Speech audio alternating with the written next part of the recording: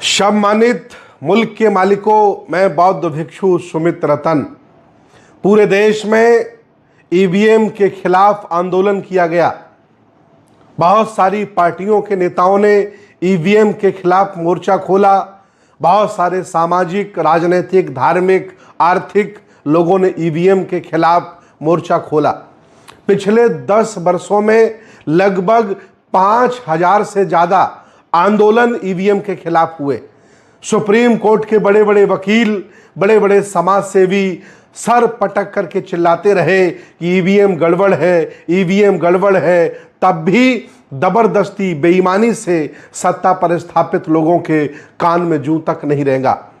अभी एक बहुत बड़ी खबर आ रही है। अमेरिका के अरबपति, टेस्ला के मालिक, बहुत बड़े आदमी हैं जिन्होंने नासा से भी 4 कदम आगे चलकर स्पेस क्षेत्र में बहुत बड़ा योगदान किया है। वो विज्ञानवादी हैं, तर्कवादी हैं। उन्होंने ये दावा किया है कि ईवीएम हैक हो सकती है, ईवीएम से बेईमानी हो सकती है, ईवीएम प्रोग्रामिंग कार्यक्रम है, ईवीएम बैटरी से चलता है, अर्थात ईवीएम से धांधली की गुंजाइश है। ये बहुत बड़ी बात है। ये बहुत बड़ी बहस पर आदरणीय एलन मस्क ने बहुत बड़ा अपना योगदान किया है। सच्चाई लोगों को बताने का प्रयास किया है जो उनके मन में आ रहा था। हम लोग, मैं स्वयं पिछले 10 सालों से बराबर ये कहते आए हैं कि ईवीएम पर जब विश्वास नहीं है तो चुनाव आयोग को, भारत सरकार को ईवीएम बंद कर देना चाहिए और बैलेट पेपर से वोटिंग कराना चाहिए। लेकिन सरकारें न सुनने को तैयार हैं, न चुनाव आयोग मानने को तैयार है।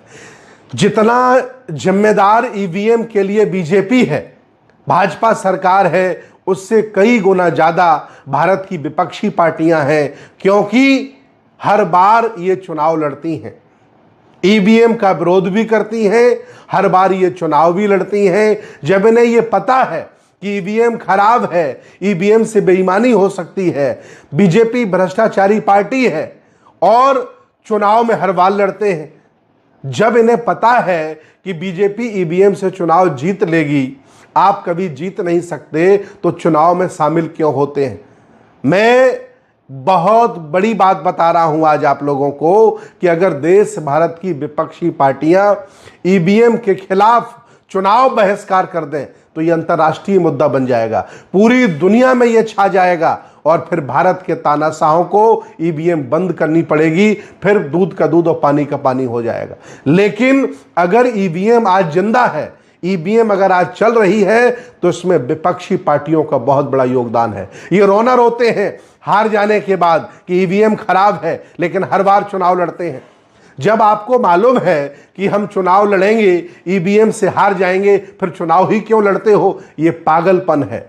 फिर भी विपक्षी पार्टियां मुखर होकर के ईवीएम के खिलाफ नहीं आ रही हैं। भारत के विज्ञानवादी, तर्कवादी, तमाम बड़े बड़े लोगों ने ईवीएम पर आशंका जताई है कि हेरा फेरी हो सकती है, बेईमानी हो सकती है। फिर ईवीएम क्यों चल रहा है?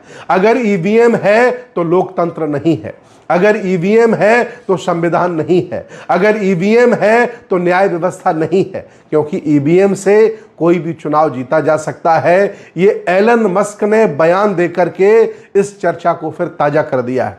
मैं अपील करूंगा भारत के सभी जिंदा लोगों से, सामाजिक लोगों से, विज्ञानवादी, तर्कवादी, संविधानवादी लोगों से, सत्ता पक्ष के उन समझदार लोगों को जो विज्ञान पसंद है, तर्क पसंद है, संविधान पसंद है, लोकतंत्र को पसंद करते हैं, कि इस मुहिम में शामिल हों कि भारत में ईवीएम बैन किया जाए। जिस देशों ने ईवीएम को बनाया है, उन देशों ने ईवीएम को बैन कर दिया है। आखिर तुम क्यों चला रहे हो?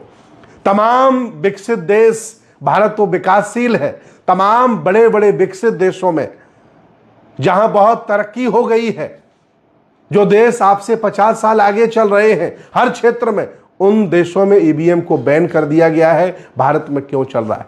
मैं पुरजोर समर्थन करता हूं इस बात का कि ईवीएम से धोखाधड़ी हो सकती है, और उन सभी नेताओं का धन्यवाद दूंगा जो आए दिन ईवीएम के खिलाफ बोलते रहते हैं, आवाज उठाते रहते हैं। और जो नेता मुंह में दही जमा करके बैठे हैं, वो भी जागरूक हो जाएं। अगर आपकी मूक सहमति ईवीएम पर है तो आप कभी भी यहाँ एमपी एमएलए नहीं बन सकते हो। जीतेगा वही जो पावर में होगा। धोखाधड़ी हो सकती है, इसलिए एक माहौल बनाया जाए एक बार फिर पूरे देश में कि ईवीएम को हटाया जाए। ईवीएम संविधान के खिलाफ है, ईवीएम लोकतंत्र के खिलाफ है, ईवीएम पर किसी को विश्वास नहीं है। ईवीएम हटाना बहुत जरूरी है। एलन मस्क जी का हम धन्यवाद देते हैं कि उन्होंने बहस को जिंदा किया, और मैं सभी लोगों से निवेदन करता हूं कि वो अपनी आवाज़ उठाएं और ईवीएम को बंद कराकर पोस्टल बैलेट से चुनाव कराकर इस देश में फिर पुनः लोकतंत्र स्थापित किया जाए। जो जीतेगा वो शासक होगा, जो हारेगा विपक्ष की भूमिका निभाएगा। कम से कम लोगों का फितूर जो है, मन में भरा है या सच्चाई है, वो सामने आनी चाहिए। यही हम चाहते हैं। बहुत बहुत धन्यवाद, बहुत बहुत साधुवाद।